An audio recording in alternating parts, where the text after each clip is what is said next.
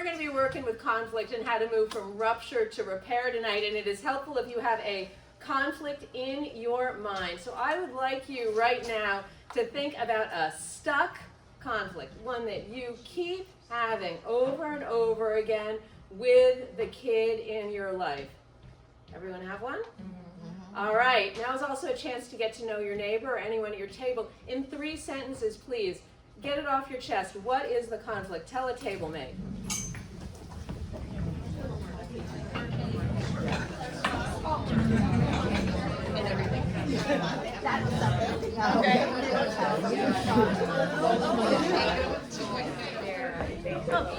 I'm going to sign you in. Your last name? All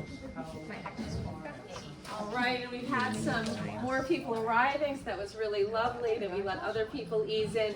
Is anyone willing to share what your conflict is? Please. Screen time, getting my kids off of the video games or YouTube or any kind of TV. Yeah. Okay, raise your hand if that's yours. Well, Let's see it. Great. One of them. And Teresa does a wonderful class on screen time. And I'm also creating a screen time agreements that stick workshop. So maybe we'll do some sort of tag team. Okay, screen time. Good. What else? Yes. So apparently all of us here have ADHD children. Okay. And executive function is really, really hard, and trying to get them, I guess, battling out or finding that sweet spot between now, both my kids have it, saying, I have it, I got it, I don't need you, hovering, and then stuff still slipping through and not getting stuff done, and then the meltdown that comes after that. Yeah, all of it. The power struggles.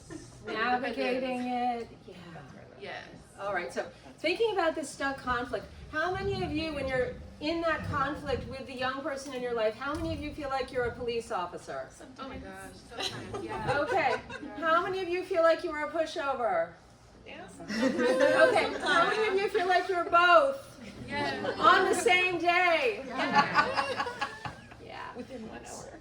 So tonight is all about giving you some more tools for navigating those conflicts, that when you hear them, they're going to seem logical and intuitive, and you're going to be able to start using them right away. Because as Teresa was saying, conflicts are inevitable. They happen in my family, they happen in your family. But when we have a system for navigating them, each one becomes an opportunity for greater connection and trust. And so that's what tonight is all about. So how on earth do we do that? Well, here's what I really want you to remember. Speak truth with care to move from rupture to repair. That's what we'll be discussing tonight. So I'm confident that this methodology works because I've used it with dozens and dozens of parents who live all over the world, and I'm guessing that you have something in common with at least one of them. And I'm also confident because I got to use the method that I'm going to be sharing with you to repair the rupture that I caused in my own family. That was, I consider it my biggest parenting mistake. You want to know what it was? Yeah. So, I'm sharing this story with my family's permission, and all of the stories that you're going to be hearing tonight are shared with the permission of the people who I spoke with. So this happened when my younger son Murray was 10 and my older son Ezra was 12. We went on a family vacation to Puerto Vallarta. We arrived in our hotel room, and with the last of my strength, I dragged our rolly bag into the walk-in closet, all of them, and then I flopped down on the bed. So Murray, who was 10 at the time, he went into the walk-in closet to get his iPad out, because at that point, screen time, right? Like, oh, let's just whatever. He comes back, and he comes up to me on the bed, and he says, Mom, why is my bag the one that's all the way in the back? So, yeah. It's 95 degrees and humid, and this question sends me over the edge. Because see, Murray, since he was itty bitty, has always been vigilant, scanning for ways that he is being treated less than somebody else. So if we go to a restaurant and he gets served last, you can bet that's all we're going to be hearing about until dessert, until the check comes. So he says, Mom, why is my bag the one that's all the way in the back? And I say, well, Murray, obviously, it's because you're the least loved person in this family. Yep.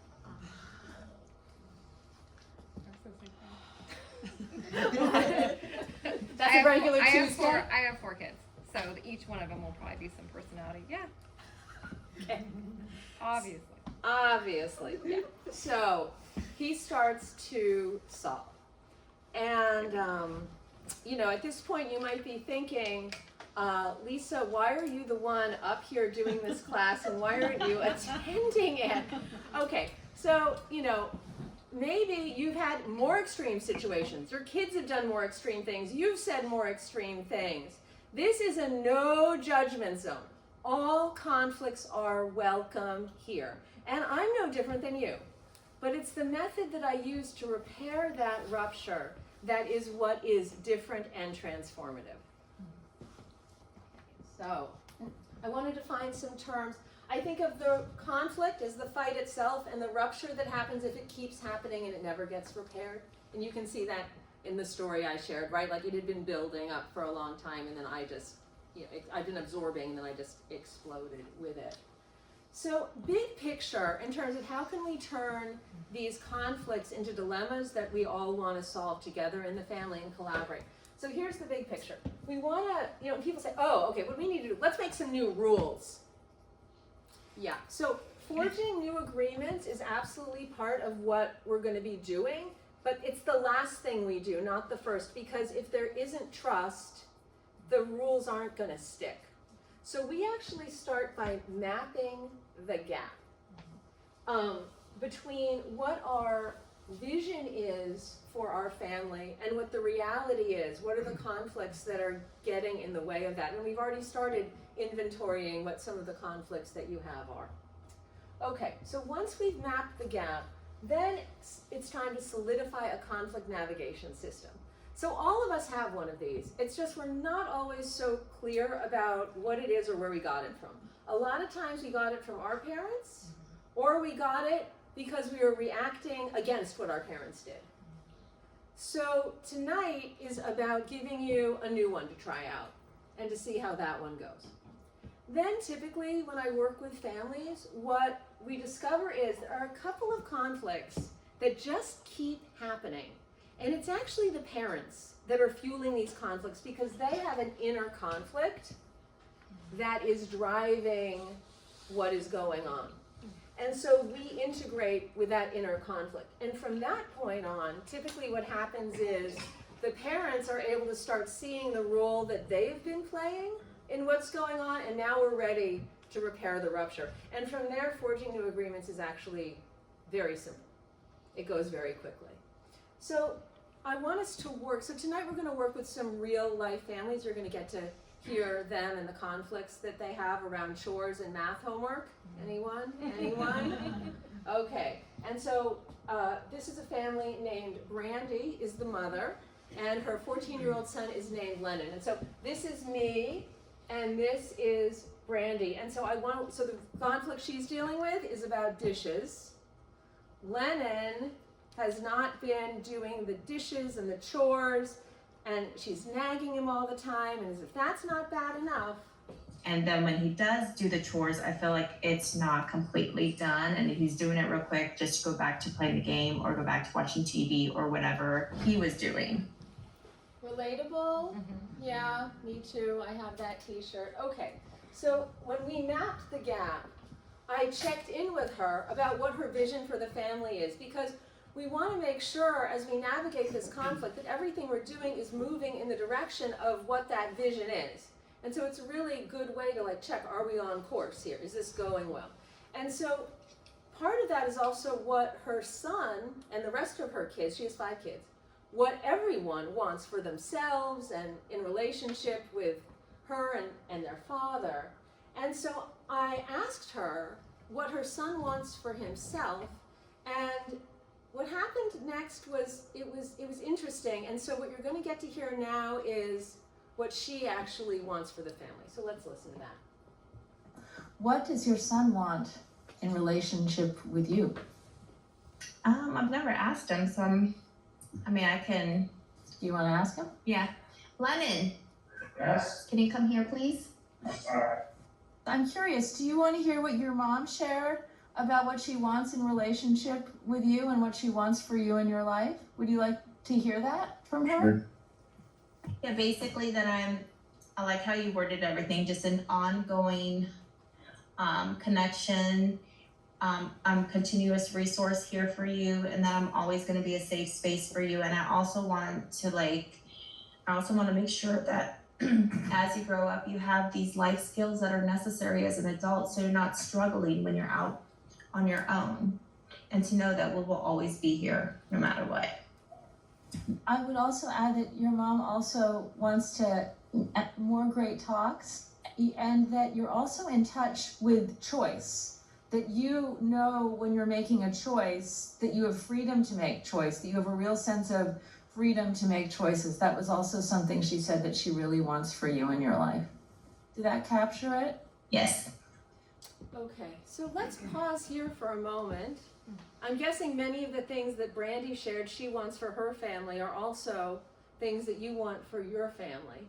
I guess I'm curious, maybe at your table, if there's anything in addition that you want, would you share what that was that wasn't listed? Let's take a moment with that. Motivate the chores. No. But I have to because I'm hired help. So I know I said, oh, let's find out about him, and we didn't hear anything about what he wanted for himself. I promise you're gonna hear what he wants in a minute. It's very actually focused on the chores. But I now want you to have a chance to reflect for yourself. What does your student, what does the young person in your life want for themselves, and what do they want in relation to you? So let's not do a tabletop activity. Let's just be in reflection about what you think, because frequently parents don't really think about this, as you saw with Brandy. Okay. So, if anyone is willing to share, what do you think your student wants for themselves?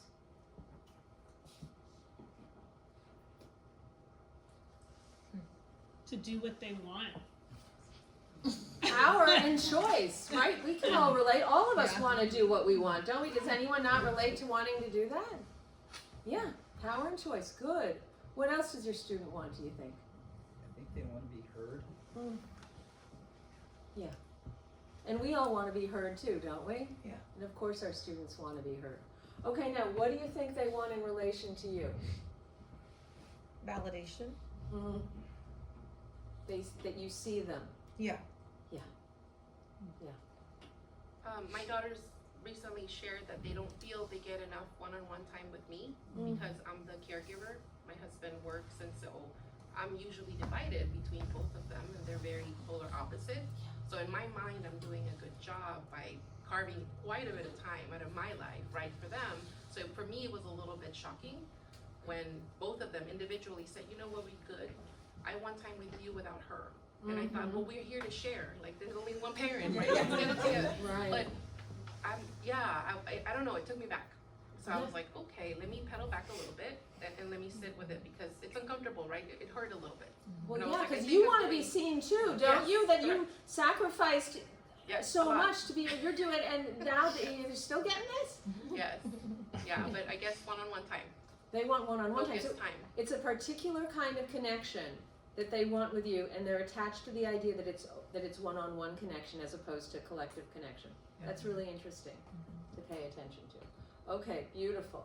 Okay, so already mapping the gap, because all this is part of what the vision for the family is. It includes what your young person's vision for the family is. Okay, and so now let's look at solidifying a conflict navigation system. So all of the chore drama came to a head one Saturday night when Brandy went into the kitchen to make dinner and found the crusty mac and cheese pan from lunch in the sink.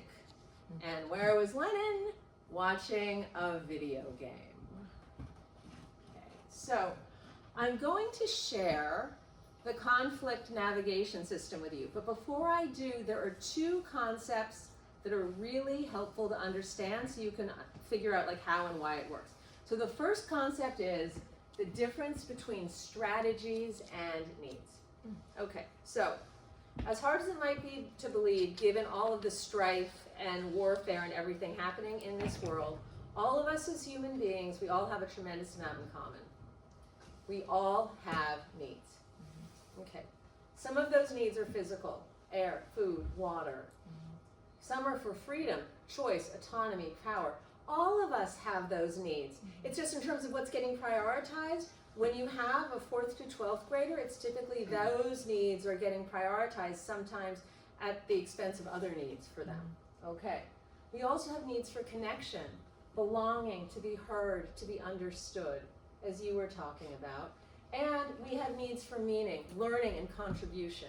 Contribution is a big deal for us parents. We want to contribute to the well-being of our children so much, and we also want to have peace of mind that we are being effective at that. Those are the two needs that we are prioritizing when we come into any conflict situation, and our kids are typically prioritizing the choice, autonomy, and power. Okay, now, here's the thing though. It's not our needs that are in conflict. Our needs are never in conflict. My need for food isn't in conflict with your need for food. My need for connection is never in conflict with your need for connection. But, okay, it is our strategies for meeting our needs that can create the conflict. And we just heard that in the example that you provided. The strategy you came up with to meet your need for connection and hopefully to contribute to your children having their need for connection met is that everybody is together.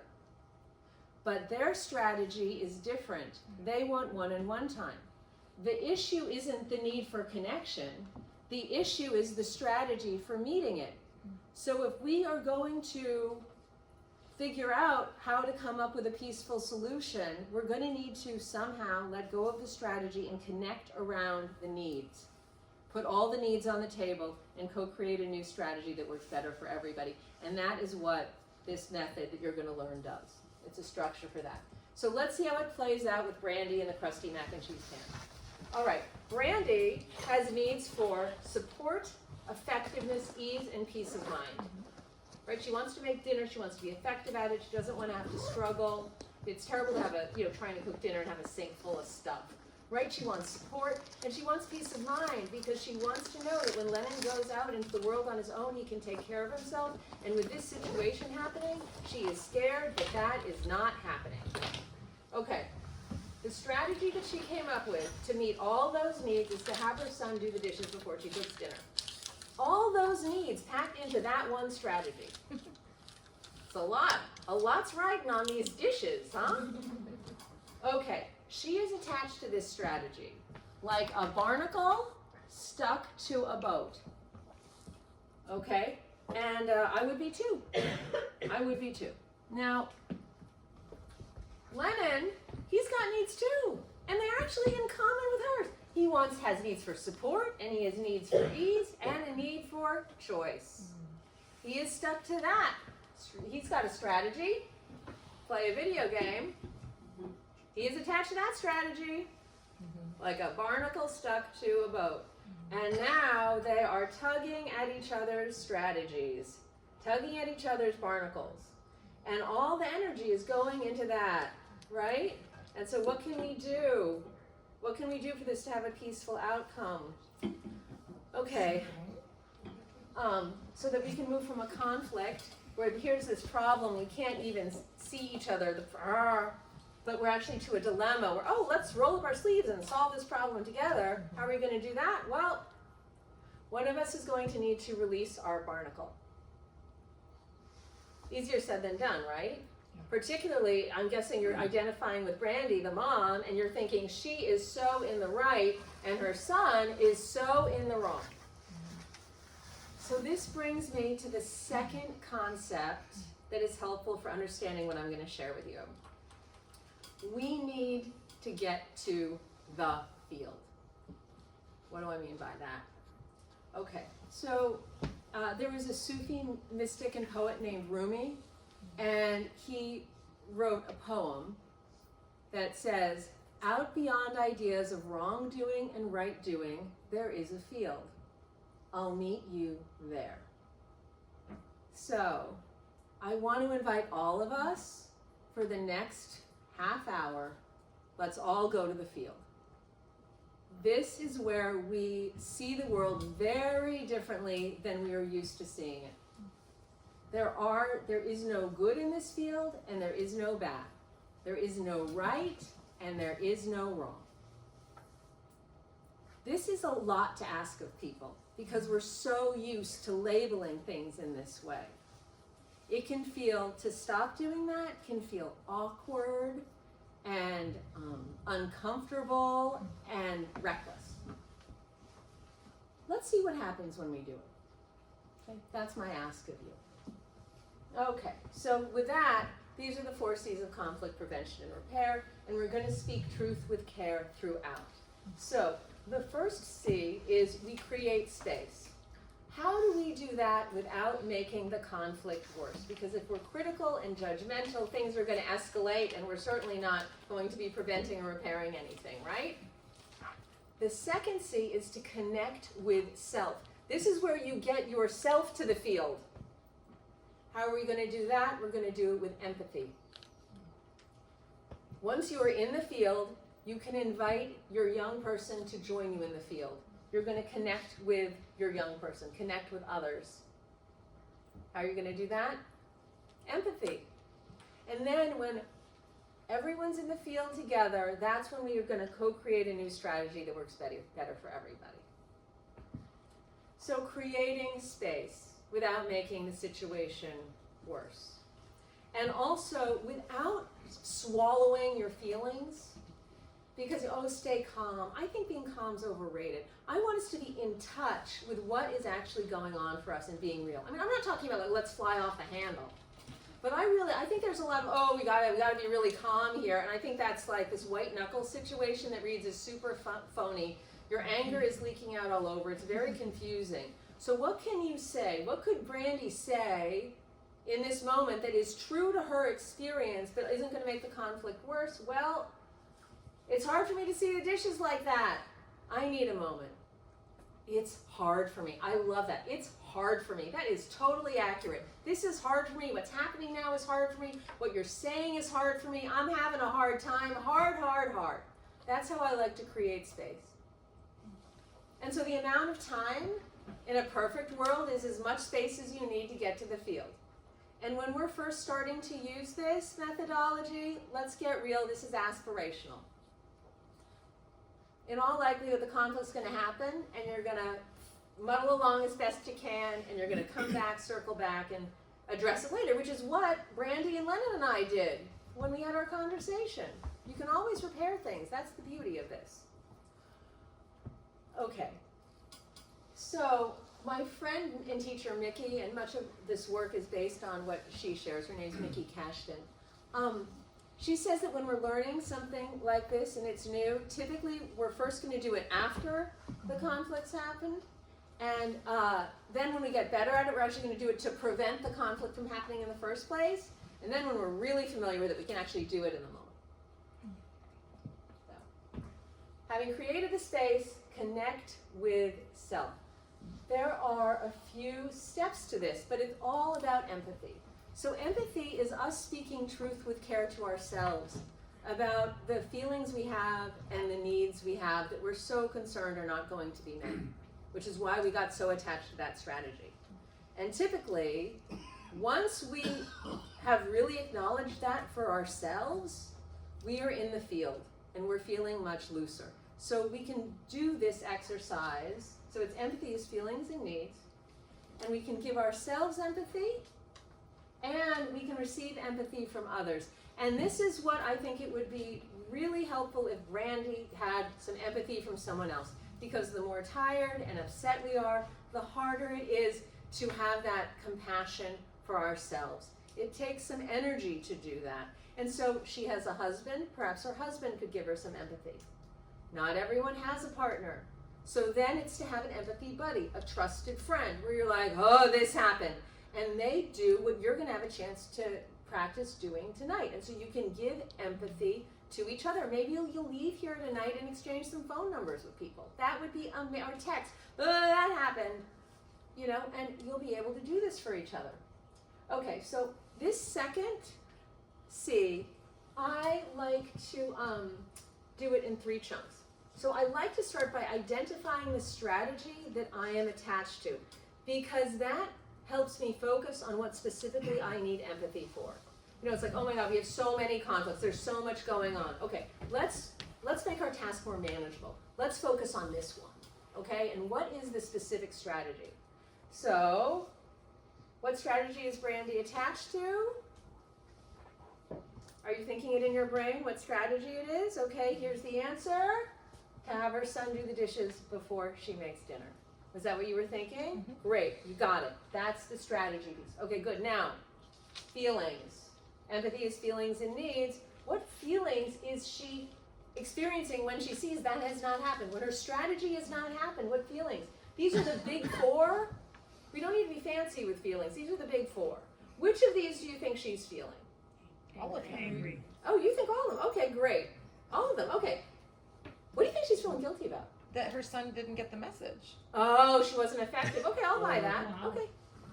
Yeah, totally. I'm there. Good. Okay, well, I can't redo the slide right now. So, and when I talked to her, she was mostly up with angry and worried, and I don't think she was actually super clear on the guilty. She was sort of still too steamed up on that, but good on you. You got some intelligence in that one. All right. Okay, empathy, feelings, and needs. Let's look at the needs. Needs. Okay. She wants peace of mind, right? Ease, effectiveness, and support. Okay, so when we give people empathy, we reflect we take our guesses about what they're feeling and what they're needing, and we check for accuracy. So this is what that sounded like when I gave Brandy some empathy about this situation. You want support. Yeah. And you also want ease, and you want things done to your standard, because that's how you have peace of mind as you navigate what could potentially be a very chaotic household situation. Correct. You want him to have intrinsic motivation for doing this, that he will want to contribute to the household and see the value in it and focus and not prioritize something else. You're all in for him and your household, and you want him all in for the household. Yes. Okay, you heard that, yes? She feels seen, she's in the field. And I checked to make sure, because we don't want to move on to the 3rd C, connect with others, until we're sure we are in the field. Because if we are not in the field, and we try to connect with the other person, conflict's going to escalate. We're not going to be able to be in the grounded connection that we want to be in. So I asked her, I said, is she willing to consider other strategies besides the one she came up with, provided her needs get met? That part's important. Provided her needs get met. The empathy is what creates just enough trust. Because she's like, oh, that's what my needs are. Okay, I know what those are. Okay, I'm willing to let go of that strategy. I have no idea what new strategy we could come up with that's going to meet my needs that's different than that, but I can let go of that strategy. I'm going to enter into an unknown space in this field.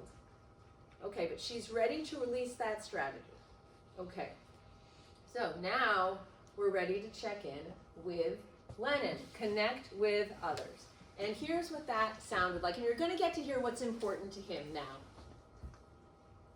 When I do chores, I do them, but when my sister does chores, here's the thing, she's like 4 years younger than me, and I would do chores when I was her age. But the thing is that when my sister refuses to do her chores, my parents make me do her chores with no extra favors. Incentives, money and stuff, so just free. And I think that with my chores, look, I understand you want me to be outside and be active. I can do that.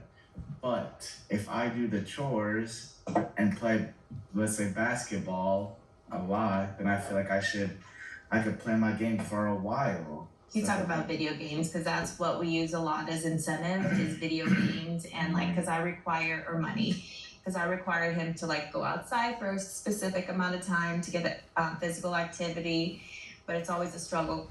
What I'm sensing here is you have a system that's about incentives. Mhm. And if what you want is a sense of choice, Yes. incentive and choice are not super compatible. Okay. Do you see the internal conflict in that?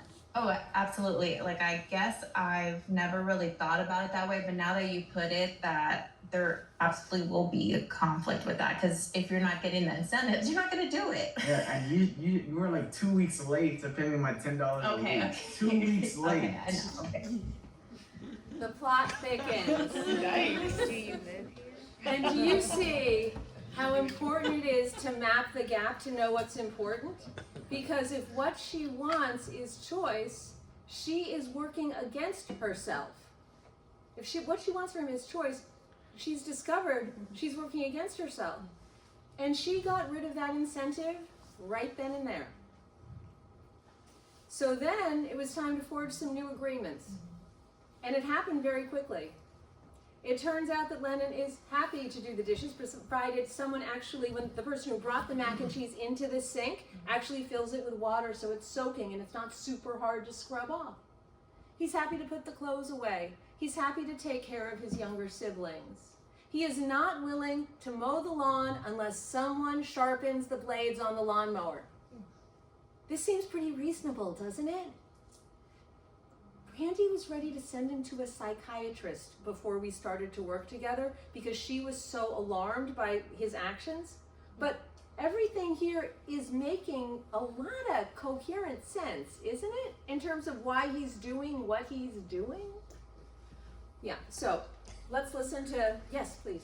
Is it permissible to provide the student with a menu with prices included of all the things that are included in their living environment, such as room and board and clothing, and then they can see the perspective between sharpening the blades on a lawnmower and washing the occasional dishes, etc. So it's your, to gain perspective. okay, so it's like, you're really, what I'm getting is you want to contribute to them by letting them have the big picture of what it, what it takes to financially have a sustainable household. Is that, you want to, It was a joke, but yeah. but no, but That's a good the question. funniest, like, things are, the truest things are said in jest. You're really wanting to be, you want your student to see how much, how hard it is to make ends meet, and the big picture and how hard you're working to contribute to the household. And so when they're saying, I don't want to do that, I mean, you also want mutuality. You want a sense of mutuality. So absolutely, in your conversation, if this is, in terms of your vision for the family, is people really understand what it takes to run this place, and that, and we're all seen for our contribution, and we hold each other with care, and we hold each other's contribution in care, and we have it inform, what we do and how we do it. That absolutely is your vision for your family, and you would present, I know we actually shared with our kids, hey, here's the spreadsheet. You want to do this thing. It's really expensive. I just want to, for us, we want to give you perspective on that. Look at this budget. It wasn't done in a gotcha kind of way. Right. It wasn't in a snarky way. It was, we really want, also, financial literacy is so important. Yes. Right, but you are able to do it in a way if you get to the field first, right? And then it's really, they're going to take it in and really get something out of it. So here is the new agreement that they came to in co-creating a new strategy. These clothes got put away, the dishes got done, and they were set up for success, and he watches the siblings. Is that enough does that feel like enough Yeah, contribution? To me, that's plenty. Done. Okay, now you might be wondering, but Lisa, what if Lennon doesn't honor his agreement and now Brandy doesn't have the leverage of the incentive system anymore? Yikes, what then? Okay, so, and like, what kind of parent, he's got to do his chores, right? What kind of parent would Brandy be if she's like, hey, no problem, you made an agreement and you didn't do chores? Like, he's got to do his chores, right? He has to. Okay. So we do have tremendous power in relation to our children. And we can choose to use that power over them. But it comes at a cost to them and to us. I'd like you to think about something one of your parents forced you to do. Got it in your mind? Has that rupture gotten repaired? Saying you have to do the chores is not speaking truth with care. And it's not even speaking the truth. Because nobody has to do anything. Nobody has to do the chores. Nobody has to brush their teeth. Nobody has to tell a totalitarian regime who their friends are, even with a gun pointed at their head. Okay, the consequences of saying no could be dire, but we all have a choice. We always do. Kids do, and parents do. So, if you choose to use this model, it's not that you're letting go of your needs. You are holding fast to your needs. All you are doing is getting curious about what the needs of your student are, and together integrating those to come up with a new strategy that meets more needs. And so in the case of Brandy and Lennon and those, the dad and the 4 other siblings, they realized in this conversation, wait, we need to have a family meeting like every week, and we're going to have an ice cream party as part of it, so it's fun. And we're going to check in about everyone's contribution to the household, and we're going to tweak as necessary, because this isn't obviously going to be like everything's changing all the time. We need to continually check in and have a family meeting, and things are going great. So when we choose to use power with our children instead of over them, everybody wins. So once again, speak truth with care to move from rupture to repair. So I want to talk about that need for choice. And as you think about that stuck conflict that you're having, what is something your student wishes they had more choice about, do you think, in that stuck conflict? Reflect on that. See if anything new starts coming up for you.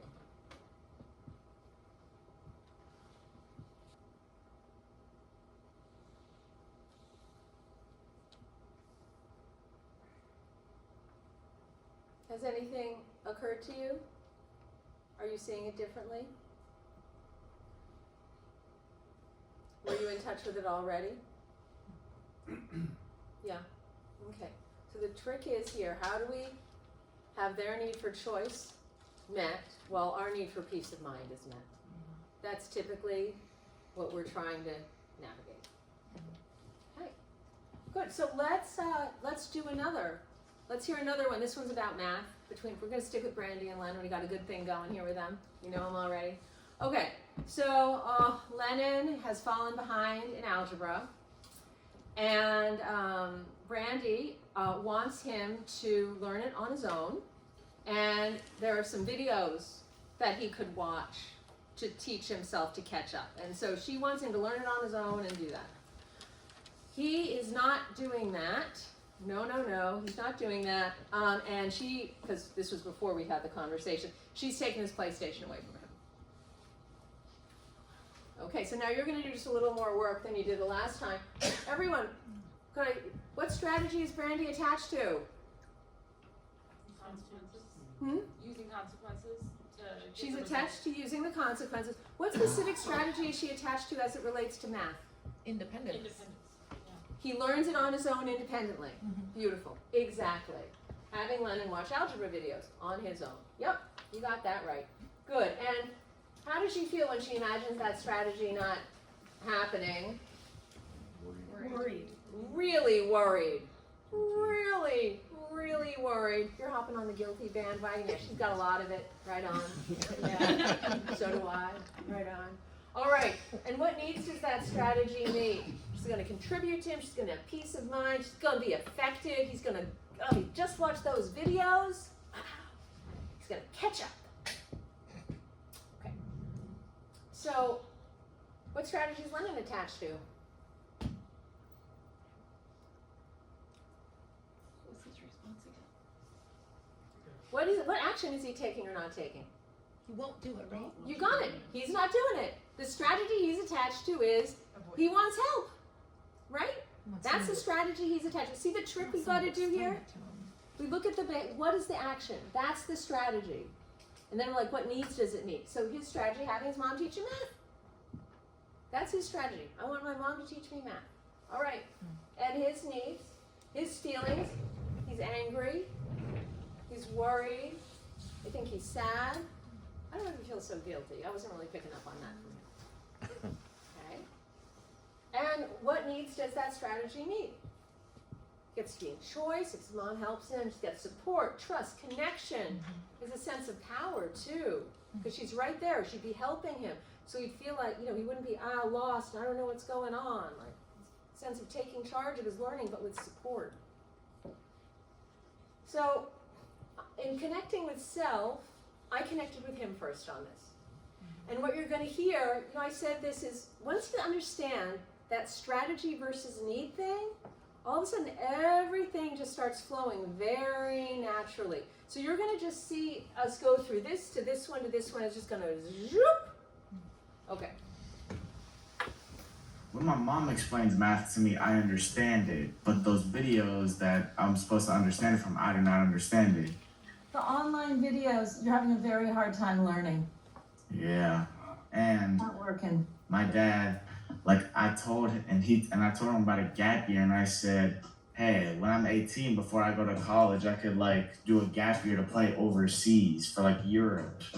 And then he says, oh, we're practically already having your gap year right now. And that hurt because you weren't being seen. That had a negative impact on you because you weren't being seen because you're trying the best you can. Is that true, Lennon? Yes. And they're very difficult situations because these videos are not helping you. And so when your dad said that, it was pretty devastating to you. Yes, so this is just an empty year, he's saying. Exactly, and you're like, that is so, that your sense is you're working your butt off and you're not being seen for that. So the issue related to math is he's having a very hard time with the videos. Yeah, he likes when I sit down and explain it to him, but I just watch the same videos. But I don't understand them. Right. So Brandy, from your perspective, is it that this is more work than you want to be putting in, or you're confused because why can't he extract the same kind of information that you're able to extract? Are you like, oh gosh, he's wanting you to do his work for him? Is that the story you thought? But then, yes, I have mostly that thought that he just wants me to do the work for him. Mm-hmm. But then I have this other thought that I remember that this is the third time I've basically taken algebra. So it's easier for me. Yeah. On the nose. And different people learn differently. Yeah. Some people find watching a video super easy. Other people, Lennon's learning style is this one-on-one. So Brandy. Yeah. You seeing why he's checking out? Yeah. Are you willing? Oh yeah, of course. I'm willing to sit down and I just have, yeah. He's not wanting you to do his work for him. Because this is your fear about how is he going to be able to take care of himself when he's on his own. And you're so scared that he won't. And you're looking for evidence of that in the world. And you're vigilant, you're scared, he's wanting me to watch this video, and he can't do it himself, and all the demons start freaking out in your head. Oh no, that's my worst nightmare. And that's actually not the reality, because thank you, you just remembered. This is your third time taking algebra. I've taken it in high school, college, So to add something. So is the PlayStation going back to him? Because the PlayStation, and whether he has it or not, has absolutely nothing to do with why he's not paying attention to these math videos. You see, they're not hooked up. Mm-hmm. this incentive thing and the taking it away thing, can we let that go? Can you let that stuff go? I promise, he wants to say something, we're gonna hear from him in just a minute. Okay, so, now, you may, well, Lisa, that was cool, but you might be wondering, oh wait, Lisa, if I, went and, said, hey, I'd like to talk about the math videos, your student might say, Mom, Dad, I want to talk about these videos even less than I want to watch them. Okay, and I'd be like, well, and I guess you're going to be watching some math videos. Yeah, that's the initial like, "Argh." But if we create some space and we give ourselves empathy, we can use this to actually like, okay, so, wow, I'm feeling really frustrated. I'm trying out something new. I'm really wanting to connect with him. Okay, the strategy I'm attached to is I want to talk to him about it right now because I want to get this settled up and I feel urgency about this because the further and further you get behind in math, the harder it is to catch up. And I know how important math is for so many reasons. It's such a gatekeeping device for so many people. Okay. Am I willing to consider another strategy? Besides that, if my needs get met, okay, I will. All right, so, hey, Lennon, I'm getting, you don't want to talk about it now. Here's my concern. The more time that goes by, the harder this is going to be. And I'm guessing part of the reason, you're also really ticked off that I took the PlayStation away. Okay, I'm going to let go of that. But I really do want to contribute to you and have peace of mind that you're learning math. Do you care about that too? Yeah. Okay, let's figure out a better way. Tell me more about why the videos aren't working for you. Okay. So even if there's resistance, we can use the model in order to continue to have the connection with our kid. And there's likely to be resistance at first because we've been doing one thing for a really long time. We're going to be turning this, big boat around. It takes a little while to do that. Okay. Good. So, let's see. I'm curious, would anyone like to volunteer and we'll do it with your conflict?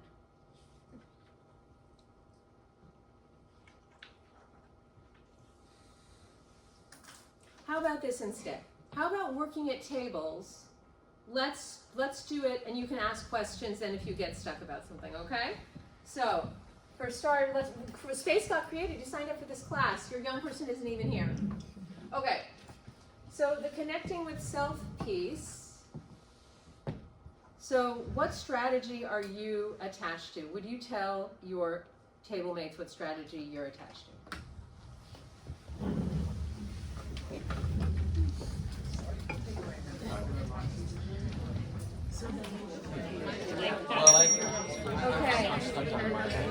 So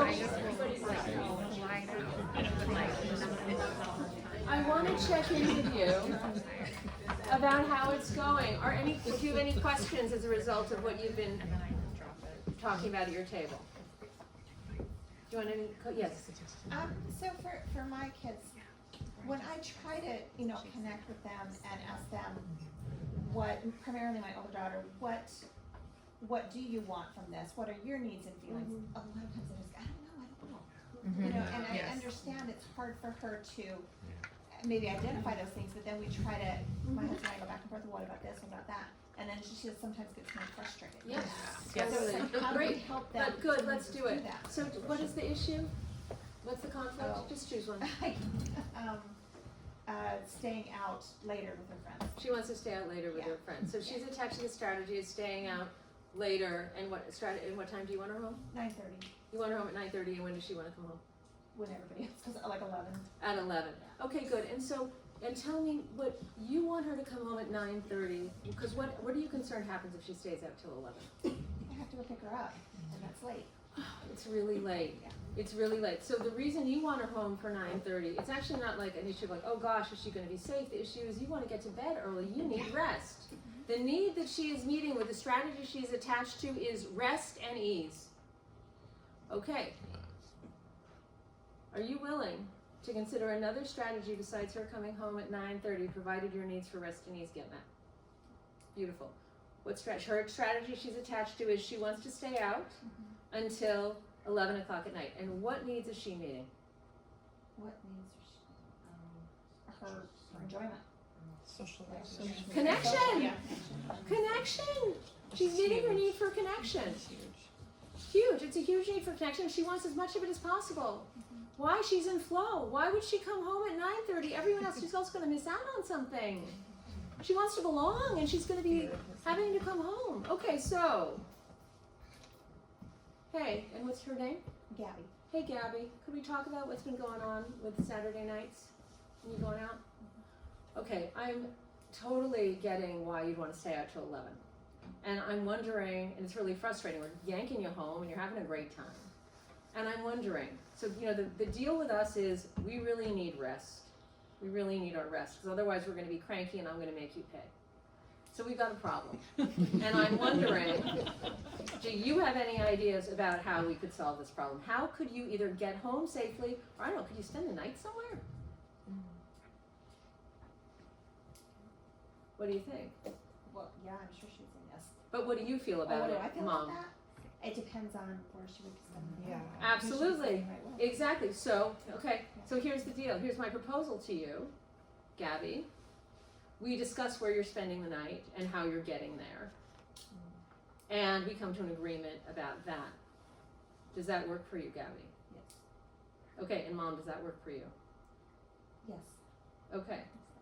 So does everyone see we don't need to like, she doesn't need to be in touch with her feelings or whatever. All we need to do is figure out what the need is. What's my underlying need? What's her underlying need? It comes to the table and we're like, oh, there are all of a sudden all sorts of possibilities. But they have to work for you. Can you repeat what the needs are besides connection? She had a need for connection and belonging. That was what was up for her. And we have needs for rest and ease. So that I can't remember if there was a side of like, here are the typical needs that we all have. But yes. So what's going to be great is if you get the conflict prevention jumpstart kit that I'm going to give you the QR code for, there is a comprehensive list of needs there for you, so you can look down the list. And there's even this, and it's a PDF, and you can print it and stick it on your fridge, and there are question prompts. So you can move from one to the other and know, oh wait, I haven't figured that part out. I'm not ready to move on to the next C yet. Okay, but are you just starting to, this is an introduction. You're starting to see though just how you sorted it out, right? Well, yeah, but Yeah, I mean, please. is she? I just get back from her. I don't know. Like I can kind of maybe guess what her needs are and what her strategy would be. But she doesn't want. She just gets frustrated and can't speak herself. Right. So do I give her space and to think about it, to come back and talk again when she gets like that? Yes, that is an indication that she's reached her capacity limit. It's like, okay, let's revisit this later. Okay, but initially when we do this, we parents actually need to do a lot of the heavy lifting because our kids are like, I have never had a conversation like this with you ever. Like, I don't know what the heck is going on here. And I'm supposed to like, what? Huh? We're doing a lot of, so I did a lot of the work there. In my place as you, I was like, okay, well, what about this? Your need is this, da, da, da. And I'm solving it. But you do it a couple times, they learn quick. It's us adults that take a long time to learn this. The kids are like, oh, okay, got it. My kids do this all the time, Yeah, but yes, if they're getting frustrated, it's like, are we attached to the strategy of solving this now? Why? Because we're worried it'll never get resolved. But they're needing, it's too intense for them. They need choice and they need to self-reflect and connect with themselves. So let's break it up for a while. We're not getting anywhere. Yes. I've had that experience with my older son too, and now I realize that he needs extra time to think. My younger one doesn't, but my older one does. And so I'll start off with, don't answer me now, but, and then I can give him something and then drop it. I love it. Yeah, it's the hardest, but that's my new strategy with him. But my younger one doesn't need it, so You're adapting. Let's talk right now. Brilliant. It's brilliant. Here's another one that I really like, where I'm concerned I'm not being heard. I'm concerned I'm not being heard. And I say, okay, here's the deal.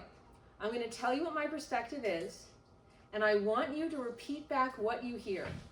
You do not need to agree with it. In fact, I'm assuming you don't, but that will give me peace of mind that at least I have been clear about where I am coming from. So I really like doing that one. I saw another hand. Yeah, I was gonna say, with my older one, we also hit wall with that, and she thinks that I am intimidating, right? If I'm directing my attention at her, and so what has worked, and I heard it at a podcast, and I said, I'm just gonna go ahead and try it. So we have alone time after dropping kid, I have double drop off, right? So it's like a 10-minute drive. And I would say a lot of interesting and weirdly deep conversations happen in 10 minutes. I've been shocked.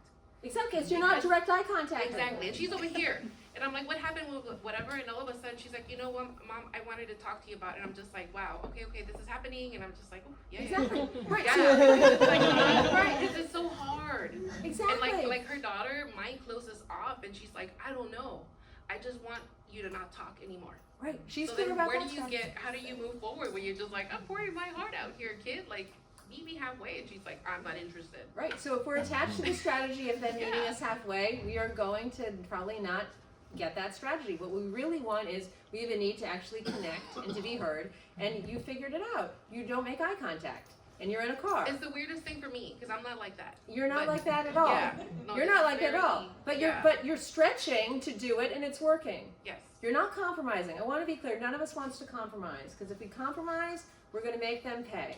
And no one's getting their needs met when we compromise. Stretch into willingness, sure. It's not your preference to talk to her looking into the rearview mirror occasionally. But you can do it without giving up on something that's super important to you. Yes. Yes, and so then you do it, and amazing. Incredible. What great ideas. There's always so much wisdom in the room. Okay, so I said that we were going to have a chance to listen to what Lennon wanted to share. So let's listen. My dad always tells me like how I'm the oldest child and like how I gotta get ready for the real world even though I'm like 14. I'm like, I'm technically still considered a child. And then he says, well, So much you gotta, pressure, like, Lennon.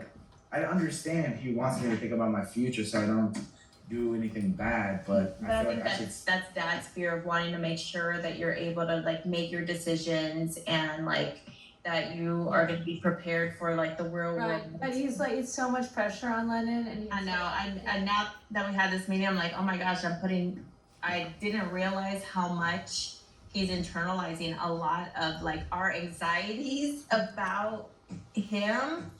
And like, I'm just like, he doesn't need to be carrying the weight of like our concerns about And Dad like always- okay. Dad always, one more thing. Dad always tells me, when I'm gone, you're gonna have to take care of your siblings. Like, oh my god, when you're gone, they're gonna be like 18. Well, no, this is like, I think he gets concerned if he's ever gone, like if something were to ever happen, like, his dad did that. well, that's dad's anxiety, so. So it's intense, okay? After I stopped the recording, Brandy shared with me that her husband's father had died when he was very young, and he'd had to take care of the family. Right? Now everything makes sense. All of us are always doing everything for reasons. We just need to uncover what those reasons are. And as parents, so much of it is the fears that we have that are fueling the inner conflicts. And you got to hear Brandy just like figure out what her own inner conflicts were so that then they could repair the ruptures. She's, we need to bring Dad in to fully repair this rupture. Okay, but then, forging the new agreements I think is gonna come pretty easily. Yep, so once again, speak truth with care to move from rupture to repair. So I wanted to tell you about what happened with the big mistake that I made in Mexico. So Murray is sobbing, he's inconsolable. Well, he doesn't want anything to do with me, so I go into the walk-in closet and I bring his rolly bag all the way to the front. And I give myself some space and I sit down and I'm like, so, I do what I do because of a rupture that happened in my own life when I was a child. I grew up in Marin. I'm the daughter of doctors. Tremendous financial privilege. I could see the Golden Gate Bridge from my bedroom window. And yet, as an only child, growing up there aren't many kids there in Belvedere, I felt very, very insecure despite all this financial security. And I believe it was for two reasons. The first was because my parents, with the best of intentions, and it's what parents do, they did a lot of power over decision making, and I spent a lot of time alone in my room being told to think about what I had done, and I don't know what I was supposed to do there, but I just felt very, very isolated and alone and like I didn't belong. And then there was another reason, which was that when my mom was 5, she was diagnosed with breast cancer. And as the years went on, I just felt like there was something that wasn't quite right, but no one was ever talking about it. And I felt very insecure. And when she was 16, when I was 16, and she was 44, and she died of breast cancer, I found out 3 months before she died that my parents had kept the secret that they knew the cancer was spreading through her body for 11 years. Mm. You know, they did this out of love and care with the best of intentions. But it had a really devastating impact on me that I continue to work with, because they chose not to speak that very difficult truth with care to me, because it wasn't what was part of the culture. They didn't have the support. They weren't interested in it. They didn't think it was in my best interest. But I vowed that when I had kids, I was going to do everything I could to be able to speak even the most difficult truths with care to them. You know, when I asked my dad about it as an adult, how did he think about, you know, my mother's prognosis? He described it as, he's from New York, he described it as this subway train that was rumbling in the distance until it wasn't. So, you know, I spent years studying and practicing and developing things and teaching it to others, and yet here I am in this Puerto Vallarta hotel room, and I have just told my 10-year-old son a joke that it turns out is his worst fear. I have spoken his secret truth without care, and in doing so, I have confirmed it. He has thought he is the least loved person in our family. How did this happen? And so I started to put the pieces together. His older brother, Ezra, was born with this neural disorder that meant he could not say a complete sentence until he was 5 years old. So I spent the first 3 years of Murray's life completely focused on doing everything I could so that his older brother could talk. We went to Michigan once to work with, we relocated to work with a specialist there. And even though Ezra couldn't talk, I could always figure out what he needed. Murray, on the other hand, spent the first few years of his life crying, shrieking in frustration as I tried one thing after another to try to meet his needs, and I couldn't do it. And quite frankly, I was too busy to even really be focusing on what was going on. I felt frustrated with him. Why is he so difficult? I thought that things had been getting better in recent years, but Murray has thought he is the least loved person in our family for 10 years. How could I be so oblivious? Or was I? So I hate to admit this, like, even now, but his worst fear is my worst fear. Am I a mom who loves one of her kids more than the other? No. I've loved Murray deeply. All his life. But it is true that there were years there that I didn't know how to express that love to him in a way that registered as care for him. And I wasn't that available. My attention was focused elsewhere. But how on earth could I speak this hard truth with care, that I neglected him when he was a baby and a toddler, with enough care that it would actually benefit him? Isn't it just going to make everything worse?